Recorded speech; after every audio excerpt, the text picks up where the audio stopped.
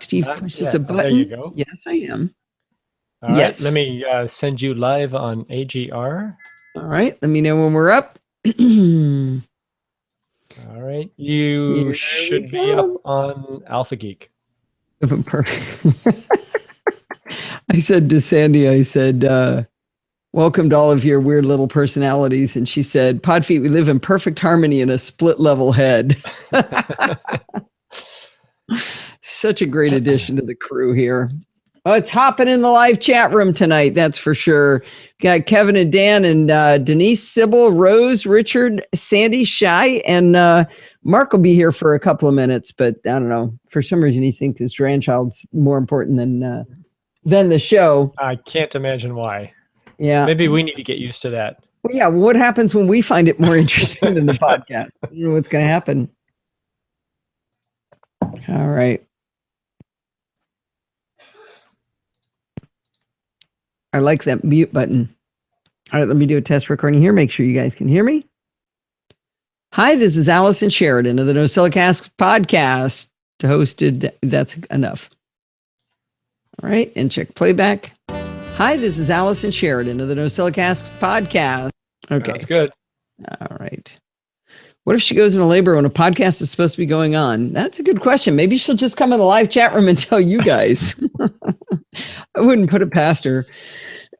Oh, we can make a special episode and have it broadcast from the delivery room. Oh, yeah. That sounds great, Steve. She'd love that. I don't know. She's pretty geeky. I was so excited. We went down to visit her and she wanted me to bring my iFixit toolkit because she had taken her Mac apart. She spilled what'd she spill in it? She spilled grated Parmesan cheese in it, and it made the track pedal spongy. So she anyway, she had me bring it down there because she needed the triangle screwdriver. Apparently on some Macs, and I can't believe I never noticed this before, the battery is held in place with a screwdriver that's it's a not like 4 for a Phillips. It's actually 3. Very strange little thing. Did you say as it got warm, it got more spongy, and then as it cooled, the Mac cooled down? Yeah, the cheese melts. Characteristic. Yeah, I don't know. It's kind of strange. All right, we should get started because Kyle is coming in from Texas at the airport, and I should probably say hi to him when he gets done. Denise says, I hate it when I get grated Parmesan on my computer. All right. Bye, Steve. Bye-bye. All right, here we go. Hi, this is Allison Sheridan of the NosillaCast podcast, hosted at podfeet.com, a technology geek podcast with an ever so slight Macintosh bias. Today is Sunday, July 10th, 2016, and this is show number 583. Well, we're on high baby alert around here now. Lindsay's baby is due on the 20th, but he's shaping up to be a big boy already, so the betting pool believes he will be early. Now, there's 2 reasons you need to know about our impending grandbaby. Number 1, because if there's anything that might get in the way of the NosillaCast coming out on time, this could be it. There's a much better than average chance that there won't be a live show next Sunday. If she has a baby early next week, we could be at Macstock, or if she doesn't have the baby, we might be at home. It's hard to say. The second reason you care that we're having a grandchild is that you should probably unfollow us on social media completely.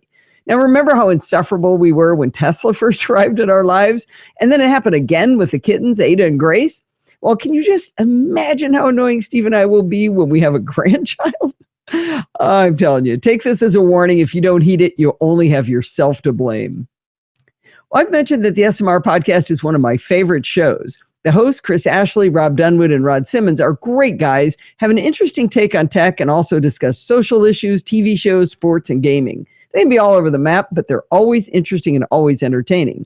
Well, this week, all of them were out of town, so they asked Terrence Gaines, also known as Brother Tech, and me to host the show for them.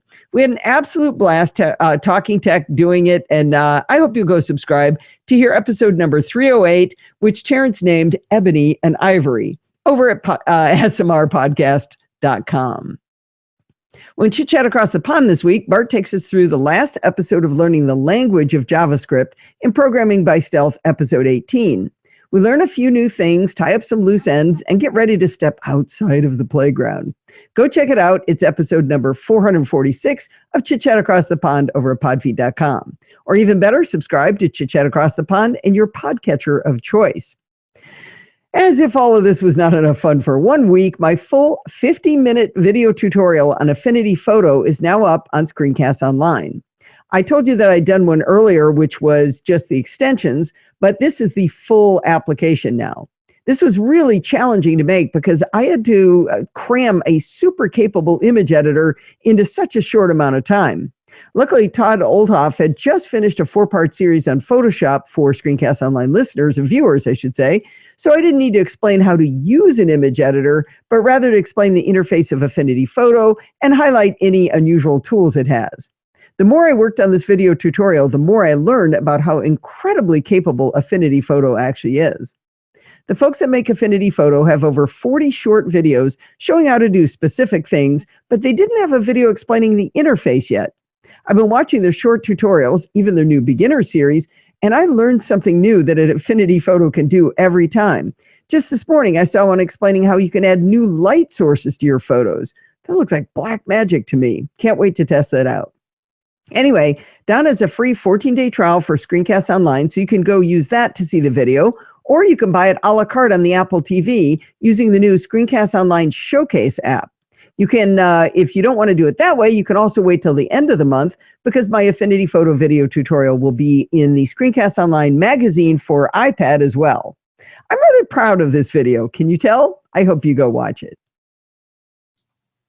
I like how you almost called out your website for the SMR guys. You caught that? I was hoping I... Very close. Podfeet almost came out. Yeah. Well, you know, you say it enough times. All right, let me take the beginning and see how that audio starts correctly. Hi, this is Allison Sheridan of the NosillaCast. All right, it sounds good. Let's go mess that up next. Yeah, now I want pasta, Sybil. All right, we'll start right there.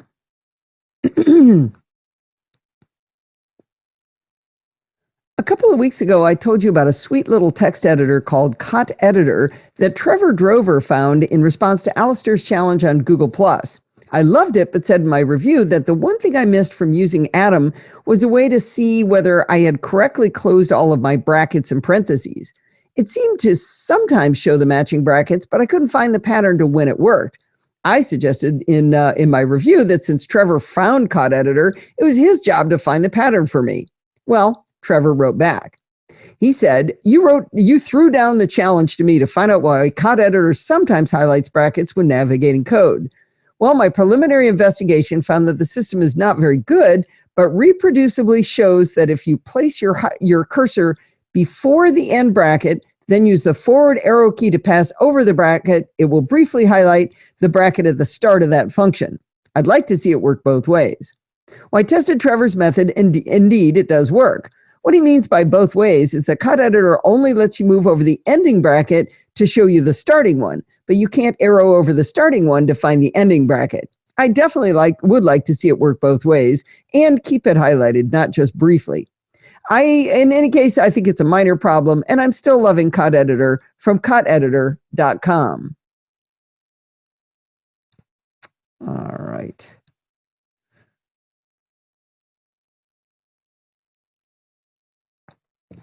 Uh-oh. Sandy's not going to be at Macstock. I'm really hoping Lindsay has the baby on Monday or Tuesday. But more than that, it needs to be happy and healthy. That's what needs to happen first. Yep. All righty. Here we go. I'm really lucky to know Steve's dad, Ken. You may remember him from his video appearance entitled Octogenarian Talks One Password. He's not super technical, but he is very motivated towards security. He works really hard to understand the risks of online computing and to do whatever he can to mitigate these risks. He's actually a great example to us all. A while ago, Ken wrote me a message telling me that his Airport Extreme had a blinking amber light on it instead of the normal solid green light. I looked at mine and it was blinking amber as well. I unplugged it, waited 10 seconds, and plugged it back in, and the light turned green. I wondered what it was, but suggested my father-in-law do the same thing. He did it, and he got the green light as well. About a week later, Bart told us about an important firmware update to the Apple Airport line of routers. I told him about the amber blinking light we'd seen, and we concluded that the unplug, plug it back in trick had caused the firmware to be updated. I'm not sure about Bart, but I thought that was pretty slick. But then this week, Ken wrote again to say that he had the blinking amber light again, and sure enough, mine was blinking as well. Perhaps Apple had issued another update, but that seemed really soon for it to happen again.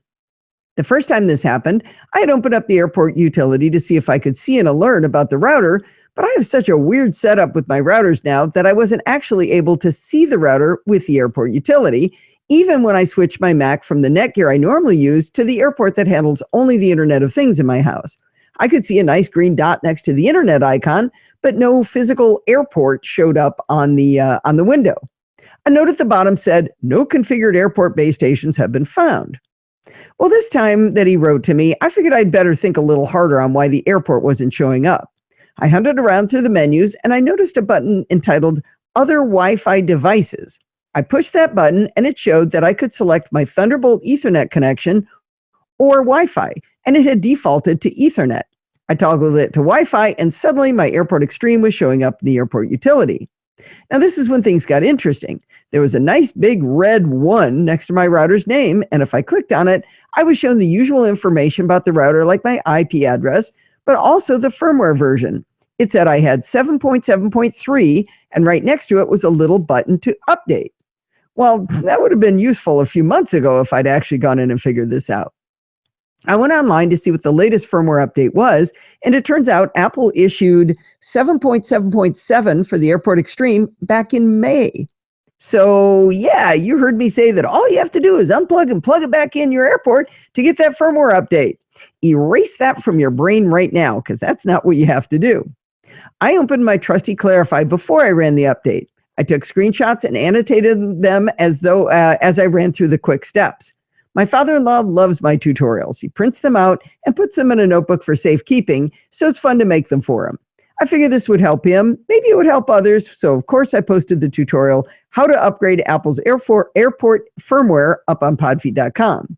For most Nosilla castaways, though, it's a pretty simple process. You kind of push the button that says update. But I figure you guys might want to point your friends and relatives at this so you don't have to walk them through it.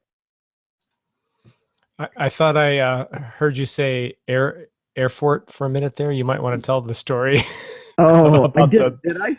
The coins. Well, no, you recovered. Right? You recovered, but oh yeah, you guys tell the coin story. This is one of the most horrible stories. I used to run the diversity council at Raytheon for the West Coast, and we decided to do an event for Veterans Day. And one of the guys suggested that we have a coin made because they really like these coins. So we made a veterans coin, and we had, at least 40 people proofed the artwork on this before we sent it to the vendor. And we had 6,000 of these things. No, not 6,000. 600? Oh, it was us and Texas. So it was 900 of these coins made. We wrote 900 letters to 900 veterans. We posted them all into the mail and sent them off. And I went on a trip to Texas, and I got a phone call from a guy saying, "Did you know you spelled Air Force wrong on the coin?" We spelled it Airporce, Porce. Seriously, it turned out it was a coin that had the different armed forces around the circle, and each one was upright if you rotated to the right direction. Air Force was upside down and diagonal, and it was a P really close to the O. So it looked like an F to us. And I mean, literally 40 people looked at this artwork and didn't notice it. So yeah, talk about a facepalm moment. Like Kevin says, it was horrible. I might have said a non-Girl Scout safe word when I heard this. And but it ended up turning out really interesting because I wrote an abject letter of apology to all 900 people, and we sent out new coins. We bought them all again, cost thousands of dollars to redo this, sent them all out again. And as a result of the apology letter, tons of the veterans wrote back to us saying, "No, don't beat yourself up about this. This is so cool that you do this, that you honor us. You do a great job." We have a big event and everything, and they were very appreciative. And they'd never written to us before to say, "Hey, we appreciate what you do." So it worked out. But every time we hear Air Force, Steve giggles because he remembers that. In fact, you mentioned it this week, didn't you? I did. As I recall, a few of them even thought that the misprinted ones were actually collector's items and held on to them. Yeah, I actually still have one of them. In fact, I think it might be in this drawer right here. I might actually have it. Well, if we have time at the end, maybe I'll look for it. But yeah. Oh, wait, is it in here? Nope. There's my 35-year pin from Raytheon, because I'm sure that's what you really care about. Diamonds. Anyway, yeah, that was a bad day. We had a lot of industrial grade. We had a lot of weird catastrophes in the Diversity Council. We had strange problems happen. All right, what's after that? Oh, should I save at some point? Kevin keeps yelling save, but I don't listen to him, so. What is this? Who's doing a hug? Oh, you've got your mom doing 1Password? Oh, you've got to get your mom doing it. Hey, Dan, seriously, Steve, can you find that the link to the video of your dad? Look up octogenarian on podfeed.com. Actually, Dan, I suppose Dan could do that. We did a YouTube, right? Yeah, but send it to podfeed.com. I'll find it. But yeah, show her that, because I think it helps to see, I mean, your mom's probably not as old as our parents, but it helps to see somebody older who maybe is facing some of the same kind of challenges in memory and, doing hard technical things, that it might help her out. So, okay. Why are you hugging Kevin? Well, he offered me a big manly hug, so I thought it was appropriate to hug him back. Okay.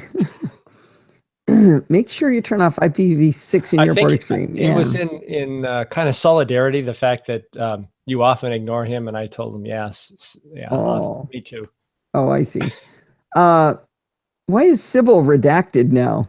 Did you purposely highlight yourself in black now, Sybil? I'm guessing she changed her background to black. Yeah, so we can't see your text anymore. It's all redacted. That's everything she says. Maybe that's intentional. That's a good testimonial, Shai. Shai saying his parents love 1Password because they can't remember anything. Can't remember all those passwords. Yeah, New York Linda just wrote to me. She's finally ready to make the jump. She hasn't been here for a while. She just had to move, so. Oh, there's Sybil's back. I'm still loving Cod Editor from codeditor.com. I'm really lucky to know. Okay. Someday I really should take your advice, Steve. Remember a long time ago you wanted a sound blip between articles? Yeah, you're muted. Yes. You think I should do that? By a sound blip, you mean some kind of stinger? Yeah. No, I just wish you would pause a little more. Well, I usually 2 seconds. 2 seconds? 2 seconds. That's all we ask. No, 2 seconds is an eternity. I'm going to do this one at 2 seconds. 1.75 seconds. No, I'm going to do it 2 seconds, and you're going to hear how long that is. Okay, here. Don't let me forget to fix it, because people will notice. All right. This week's dumb question comes from Steve Ladhams, and it's a terrific question. He wrote, "Dear Allison, love the show. You bring tech knowledge to the masses. Well done." Well, thank you.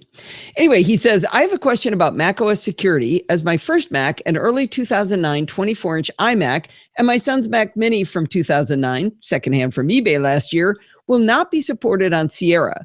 Both machines work okay. The iMac is very quick given its age, so I have no wish to replace either of them, but I'm concerned that I will fall behind on security updates if I cannot get on to 10.12. Can you let me and your other listeners know if my older Macs will become vulnerable from October, or if Apple still issues security updates for older OSs based on current updates available, and how far back this might stretch? Thanks for your time. Yours sincerely, Steve Ladhams. Well, I love this question because it shows that Steve has been carefully listening to Bart and me when we say that the number one thing you can do to keep yourself secure is to make sure your software and operating systems are patched. That's why Bart's tagline for Security Bits is stay patched and stay secure. The good news is that you don't necessarily have to be on the latest and greatest operating system in order to get security updates. Apple has been fantastic at supporting the latest OS on older hardware, but as Steve says, many models that can run El Capitan will not be able to run macOS Sierra. We can't say for certain what Apple will do in the future, but traditionally they have kept operating systems up to date 2 versions back. For example, the latest security update for OS X, or do I already call it macOS? I'm so confused. Anyway, the latest security update is entitled 2016-001, and according to Apple Knowledge Base article HT201222, this security update was released for El Capitan, Yosemite, and Mavericks. If they keep to this pattern, that would mean that when macOS Sierra comes out, they would continue to patch not just El Capitan, but also Yosemite. Bottom line for Steve and everyone is that you definitely do not have to replace your hardware yet. And if it's running well, just make sure you allow the operating system to continue to run the updates as they come in. There will come a time when your hardware can't be updated, but that time is definitely not now. You've probably got another few good years on those machines. It's one of the things I think most people don't take into account when buying a computer, that while Macs cost much more on the front end, they're useful far longer than a cheap PC and have higher resale value. If you've got hardware, though, that technically can run a supported OS like El Capitan, but it's running super slow, you might be able to repurpose that hardware by making it into a Chromebook. I did that about a month ago with a 2008 MacBook, and it went from super slow to snappy with the Chrome OS. I have to admit that I haven't tried a nuke and pave on that little Mac, so that might have sped it up too. It's amazing what a nuke and pave can do. If you're interested, I put a link in the show notes to the blog post I did about using Cloud Ready to build a Chrome OS installer for the Mac. Now that I think about it, though, I did do the nuke part of a nuke and pave on that little MacBook, so I could go back and install El Capitan on it later to see if that sped it up. It usually does. Anyway, thanks, Steve, for an awesome dumb question that I bet will help out a lot of other people understand what we mean when we say stay patched and stay secure. And none of that recorded. Damn it. Well, it sounded good. All right. Damn it. Dang it. Why does it do that? I got to remember to look at that. I'm real tired of Amadeus Pro. I've downloaded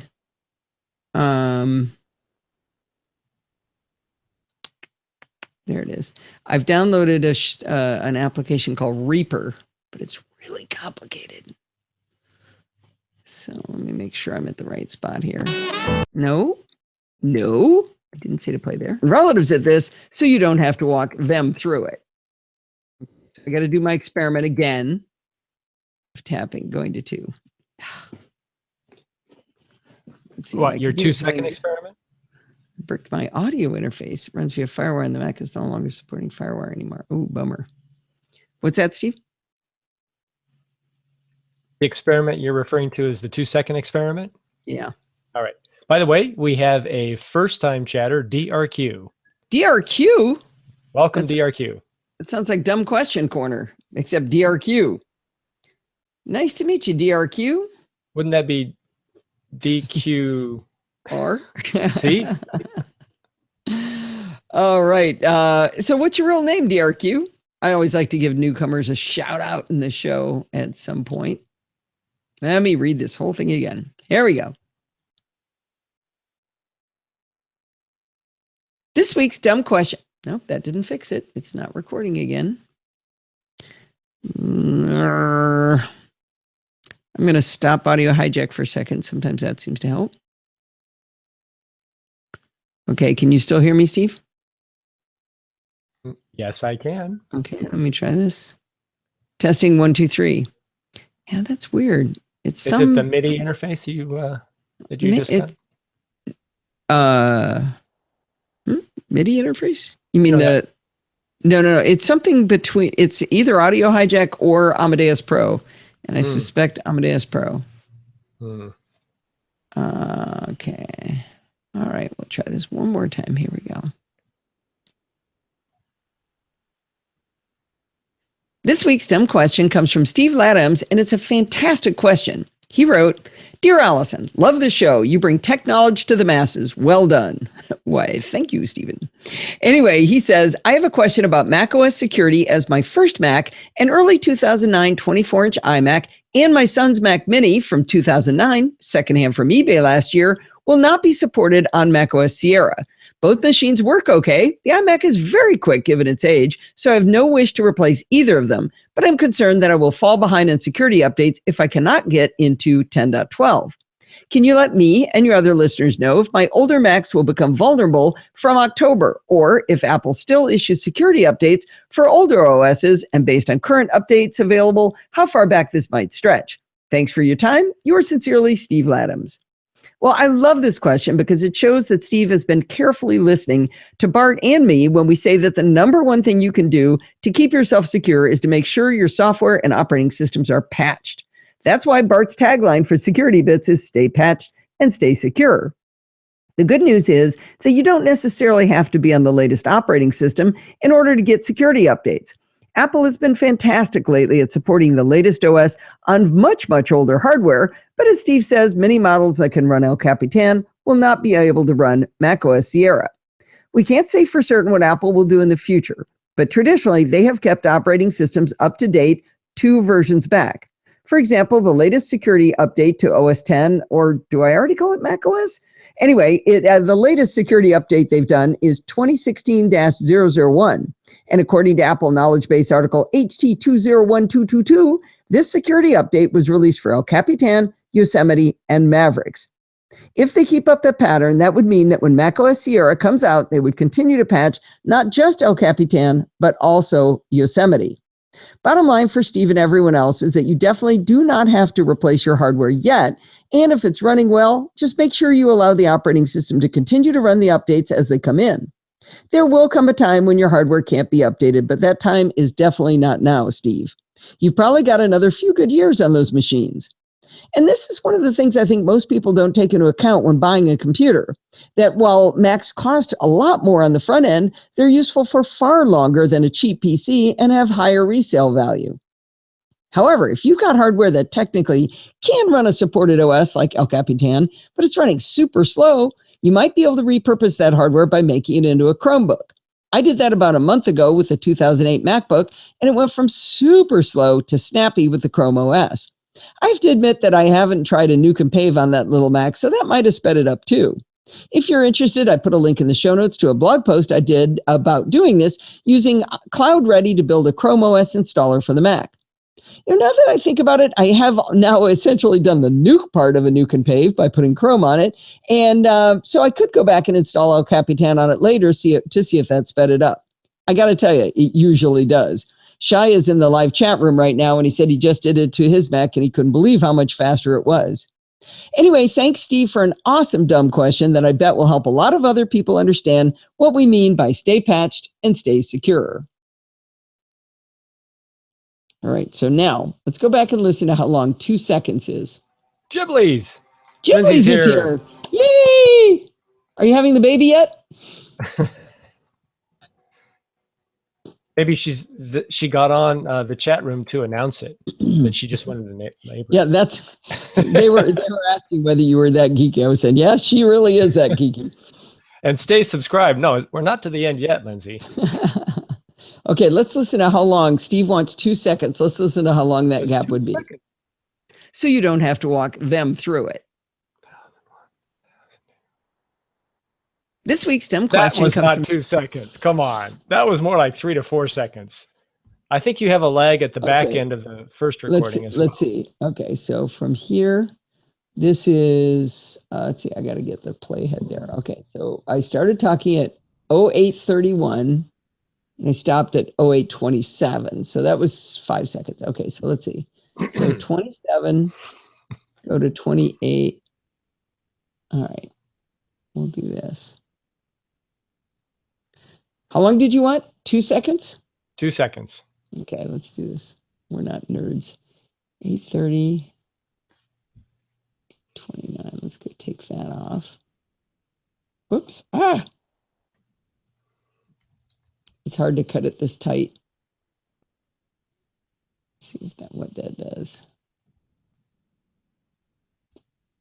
not going to be too, let's see. So that's 27 to almost 29. It's got to move a little bit.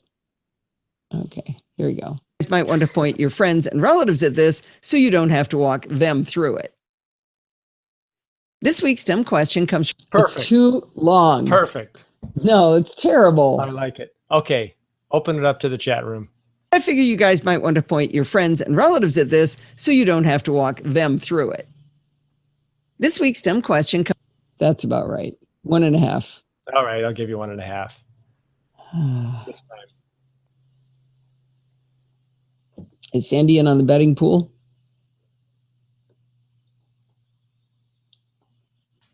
All right. I think Sandy is just hoping that Lindsay will have the baby on her birthday, July 18th. Oh. Which is well within the range, the that would expected be range. fun. Let's see. Has anybody called the 18th, Lindsay? Yeah, you should tell them we have the, or did you mention it? Oh, it's time for Deverell's crowning debut. Here we go. All right. Let's bring Denise in here. Go, Denise. Let's see. We need to, I think I'm going to give Denise, she can have her own track. There she goes. Let's should we bring her right here. Right there. Okay. I forget if you did an intro. Let me see if I need to introduce you. Help a lot of other people understand what we mean by stay patched and stay secure. Hi, this is Denise with a castaway review of the Octobud SM01-X7 waterproof Bluetooth earbuds. They're available on Amazon for $49.95 US. The key feature is that they're waterproof and rated to IPX7, so I couldn't wait to try them for my evening swim. IPX7 is defined as protected against water immersion for 30 minutes at a depth of up to 1 meter. First, some backstory. I've been trying for years to come up with the best audio experience for swimming. I first had an iPod Shuffle in a bulky silicone case with wired waterproof earbuds. It sounded terrible. A few years later, I upgraded to a Waterfi Shuffle. This is a standard iPod Shuffle, but it's coded to be waterproof. Actually, I think I can get rid of that swallow for you. Let's see. To a Waterfi. Yeah, I can make that a little smoother. Rated to a Waterfi Shuffle. This is a standard iPod Shuffle. I'm going to go a little bit more.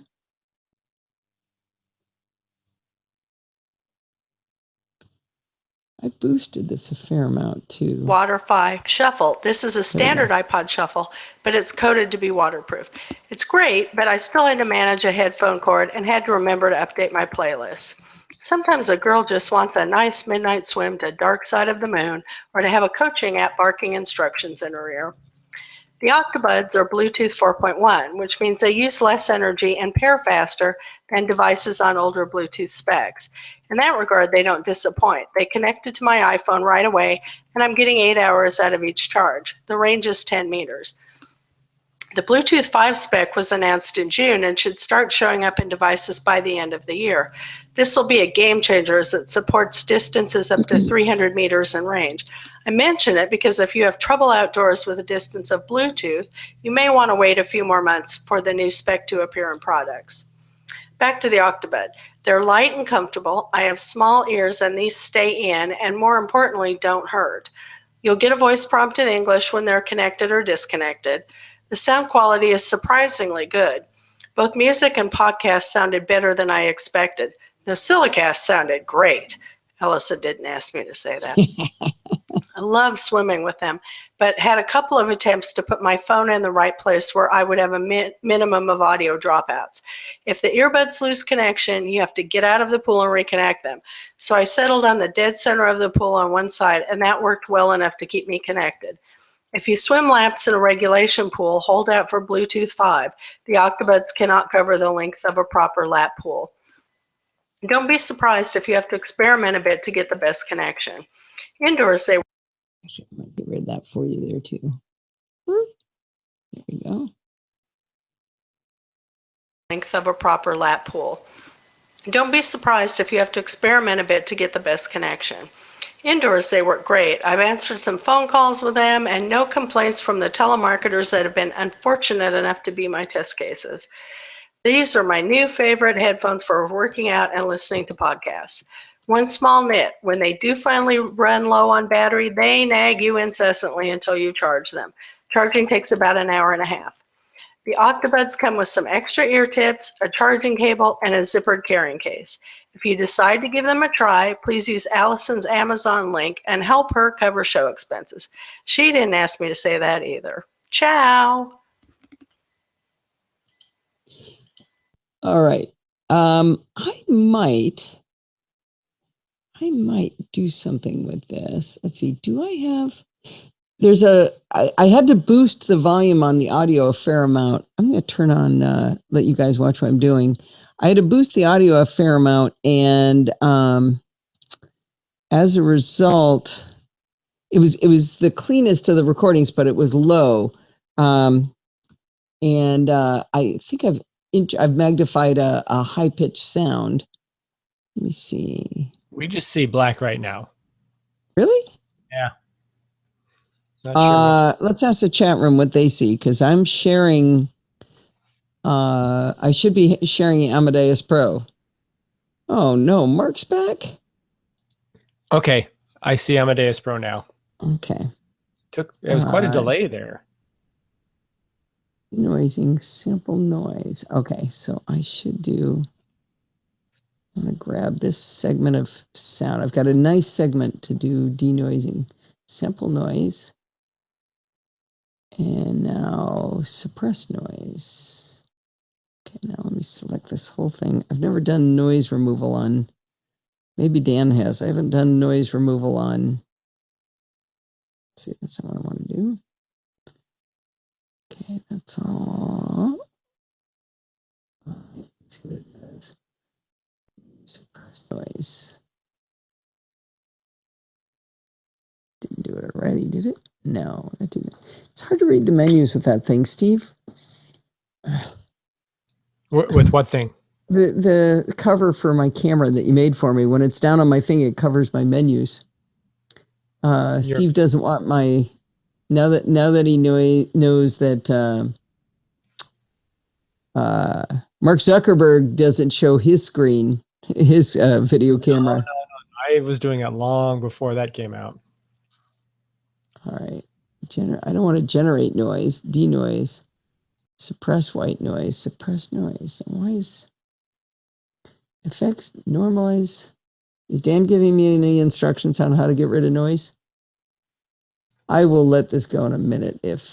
Where's denoise? I didn't hear that much noise. It's a high pitched whine. It's like that may not be considered noise. What would you? Noise? Well, if it's a specific frequency, noise removal won't take it out. No, that's exactly what it's good at. What do you think it's good at? How do you think it works? Noise is broadband. It's not a narrow frequency range. It's a broad frequency range. And it's outside of the human voice. Well, so it's really high pitch. I didn't hear it personally. This is audio noise, not the other. That's my voice, she says. Stop. Ow. Yeah, I think that did it, but let's see how she sounds now. This is up to 300 meters in range. I mention it because if you have with them, but had a couple of it either. Ciao. Yeah, that worked. Okay. If you guys can't hear it, that's fine. I do hear a little click at the end.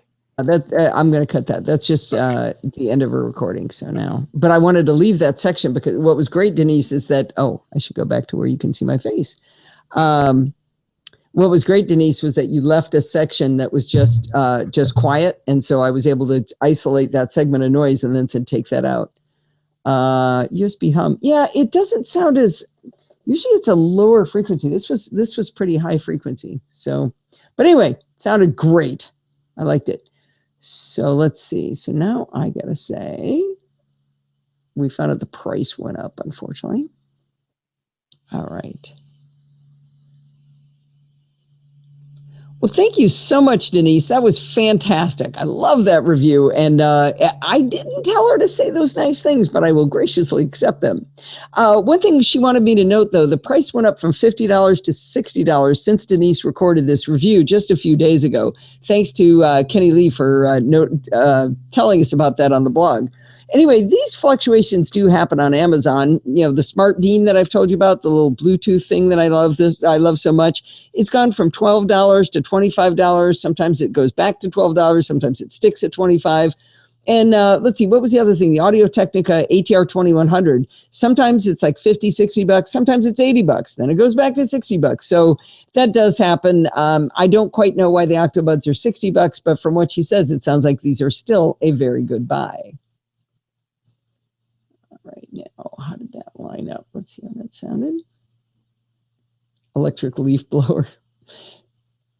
It's hard for Sybil because she hears all those voices in her head most of the time. Ciao. Well, thank you so much, Denise. That was fantastic. All righty. Let's see right here. Okay, Tunity. This is the coolest app ever, you guys. This thing is amazing. I can't demonstrate because I don't have a TV facing me, but this is the coolest thing in the world. This is like game changer. This is super fun. Not totally necessary, but you're going to love it. Actually, Lindsay, Nolan will love to know about this. Mr. New is back. Wow, it's hopping for a summer night. Tunity doesn't work in Vegas. Bummer. Oh, shoot. All right, here we go. Have you ever been at the airport and there's breaking news on the TV, but you can't hear it? How about you're at a bar and there's a game on and you'd love to be able to hear it? What if you could get the audio sent to your smartphone? Well, that's exactly what Tunity from Tunity.com can do for you. Tunity is available for free in the iOS App Store and the Google Play Store. When you launch Tunity for the first time, you'll be asked to create a free login, or you can use Facebook to log in. Next, you'll be required to turn on location services for the app. I'll explain in a minute why that does make sense. Once you're logged in, you'll see a simple screen that says tap to scan, and there's a rectangle you're supposed to align to the frame of the TV you're looking at. You have to hold the phone still while it scans, then it will say detecting, and if it recognizes the channel you're watching, it will come back and say syncing to and the name of the channel. A second or two after that, you'll hear the audio coming out of your phone. Seriously, it's like magic. One thing to be aware of, whether you scan when you go to scan a show, make sure it's not on a commercial because it simply won't be able to find the show. It has to be a real-time show that's being broadcast. You can't do it like from a TiVo or something either. Tunity isn't using some wireless connection to the TV that you had it scan. It's doing image recognition of the video to figure out what channel you're watching and then broadcast the audio to your phone over Wi-Fi or cellular data. When you acquire the audio signal for a show you want to watch, you can walk away from that TV and go anywhere. You can even drive away. So think about using this when you're vacuuming or gardening. If you want to listen to a favorite show, you can take it back with you. You can take it with you. The only problem is that if you stop listening or lose signal, you can't get it back unless you can rescan that TV. I mentioned earlier that you have to have location services turned on, and that's because they want to know which feed to send to you. In their FAQs, they say they only support network channels in New York. But if you look at the list of supported channels, they have the major networks listed in PST, which I assume is Pacific Standard Time, and they show them in New York. So it'll say like ABC New York and ABC Pacific PST. I've tried it on lots of channels, and the major ones all worked. I asked Stephen Getz to check it out from Canada, and he was able to see CNN when he tested it. However, Sandy just told me in the chat room she tried it in Las Vegas and it did not work. I'm not sure exactly what these restrictions are, but it's worth a try to give this a shot. I should mention that they have several of the ESPN and Fox. They have several of like ESPN, Fox Sports, NHL, MLB, and NFL networks. Clearly, listening to sports is a big feature for Tunity. Once you're watching a show, you might notice a small lag in the audio. Sometimes it's nearly spot on, it lip syncs perfectly. Sometimes it's really way off, like a couple seconds. I'd scan again if you get a big enough lag to bug you. They have rewind buttons so you can re-listen to something and then fast forward to get back to real time. I've tried using those fast forward buttons to get rid of the lag, but that didn't work. They also have a star on the same viewing screen. And I kind of hope that would make a list of favorites so I could just go to abc.live or ABC Live without scanning the TV. But as far as I can see, that star goes away as soon as you stop listening.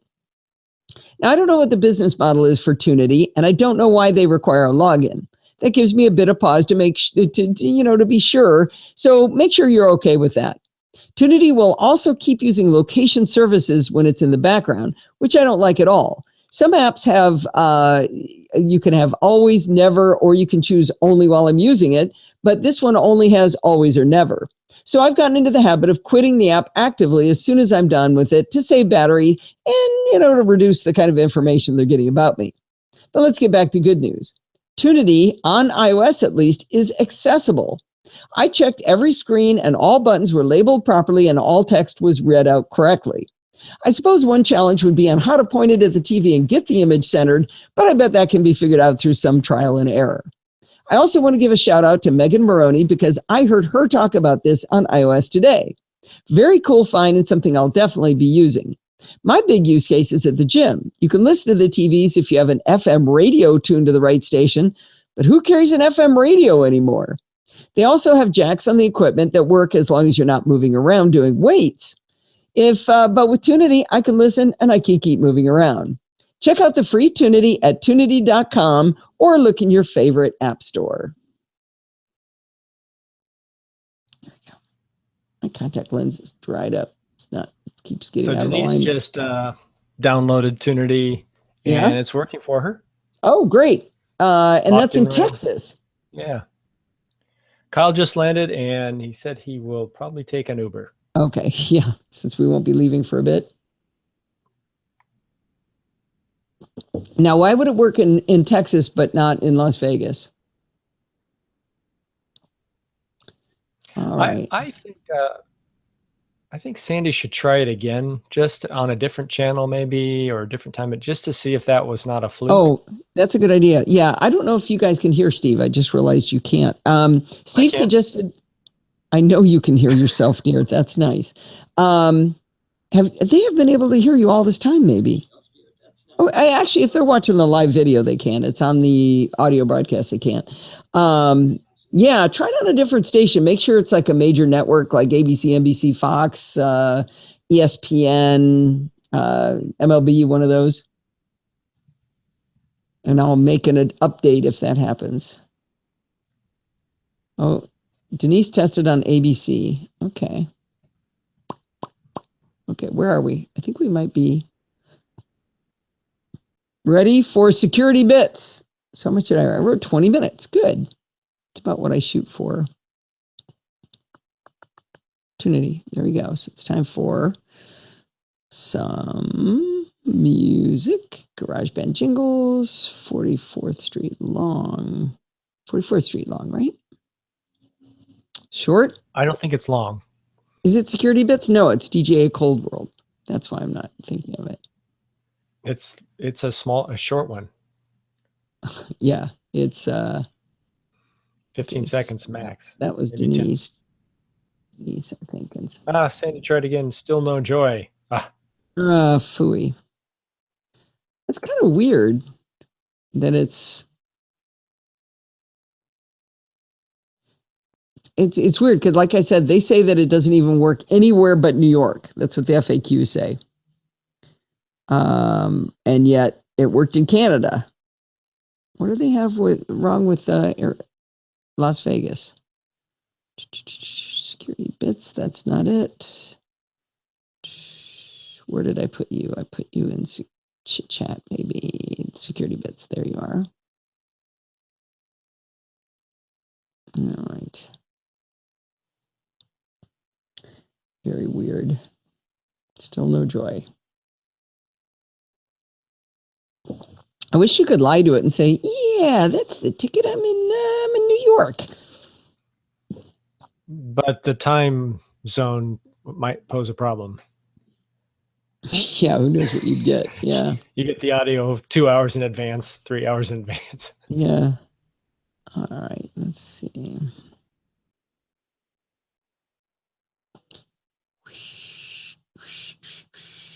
Okay, let's see. You need to be a lot closer there. All right, let's hear how that sounds. Check out the free Tunity at tunity.com or look in your favorite app store.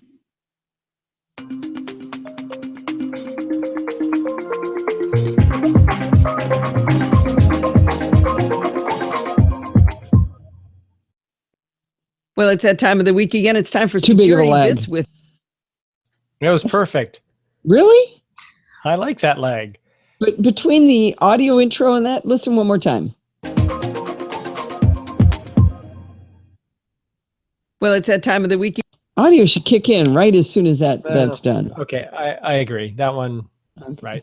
It's different than separating two segments. Yeah. I mean, that's the intro to this segment. So. Good point. Well, it's that time of the week again. It's there on the next beat. Wow, that audio is low. Time for security bits with Bart Boost Shots. And we got. All right. Well. Sounds okay. Phonic leveler. All right, here we go. Preview and end. All right. Well, that's going to wind us up for this week. Do not forget to send in your dumb questions like Steve did and your comments and suggestions by emailing me at allison@podfeet.com. Follow me on Twitter at Podfeet and check out the NosillaCast Google Plus community and our Facebook group. Those are at podfeet.com/Google Plus and podfeet.com/Facebook. You have to ask permission to enter. I don't know why they make us do that, but Steve really likes pushing the accept button. So go head on over to Facebook and join the group.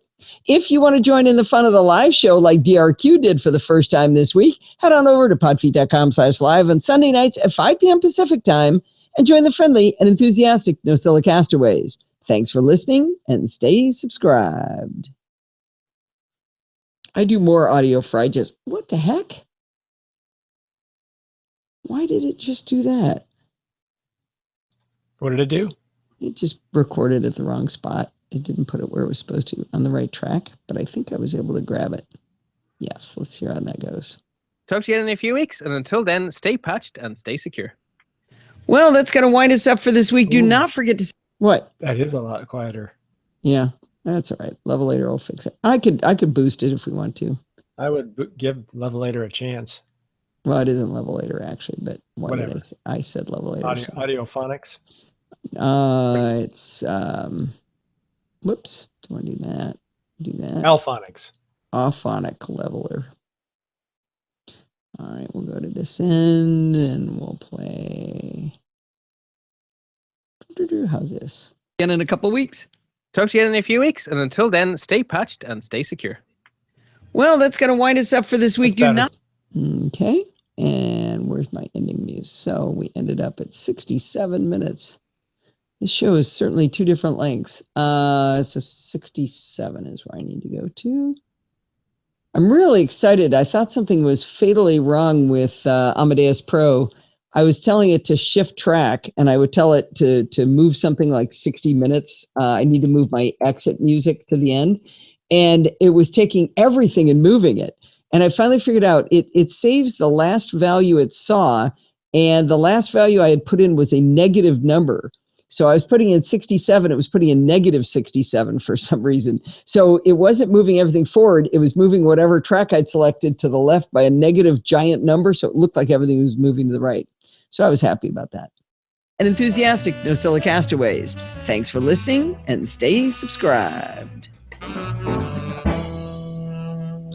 And it looks like we're wrapped. What? I'd like you to do a poll, just a real informal, quick poll with the chat room.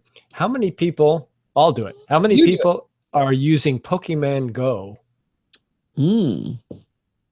I don't quite understand the allure to the whole thing. So it's got geolocation. I guess it's got the history of Pokemon. Well, it's also got, actually type your thing in too, just so if anybody's listening to the app, they'll be able to hear it. My theory is that it's like geocaching, except with something fun. Thank you, Sybil. I'm glad you enjoyed the show. So we got a nope from Deverell. Sandy's not much for gaming. Leo was showing it on the new screensavers, and he said he went to a local park, and just the park was full of people doing it. Just all these people walking around with their phones playing with it. So it's like geocaching, except augmented reality. So that's kind of fun. Okay, so I didn't realize the augmented reality part. So that does make it a bit more cool. Serenity Caldwell just tweeted, "It's truly eerie to see people in my small town walking around playing Pokemon Go. Feels oddly like hurricane prep. All in this together." What? I guess a lot of people have come out and they're just, milling around looking for their little Pokemon. So the weird thing is people have come out of their houses? Yeah, and I've been here a year and probably talked to more neighbors this weekend than I have in the preceding 12 months. Oh. You know what this reminds me of is the power outage we had. Yeah, it was the only time we ever got to know any of our neighbors was when we had not our any of them, but some of them. Most of them, yeah. Several of them. Well, maybe we should get into it. Can you imagine our neighbor Rick if he got into Pokemon Go? He's cray-cray. Don't tell him about it. He is crazy about emojis in his text messages. I mean, there'd be like 7 or 8 in every message. So I made the mistake of telling him about Bitmoji, and that just got really, really bad. Got kind of crazy. All right, I hear him. Sup? Sybil said nightclubbers use Pokemon Go. Oh, Is it really? Go-Go? Pokemon Go or Go-Go? I'm not sure what it is. Go, I think. So at nightclubs they do it. Interesting. But I think they can leave them right in any geolocated spot. I don't know if you have to physically be there to drop one off or leave one. Yeah, I don't quite understand how it works. Steve, we should do it. Just to see what it's like. An experiment. A social experiment. Kyle comes home and we're playing that. Yeah, freak him out. Awesome. About as much fun as when we got on Snapchat with him. Yeah, he was real excited about that. Yeah. Great. Mom and Dad on Snapchat now. You guys do? Oh, that's another good one. Do you guys do Snapchat?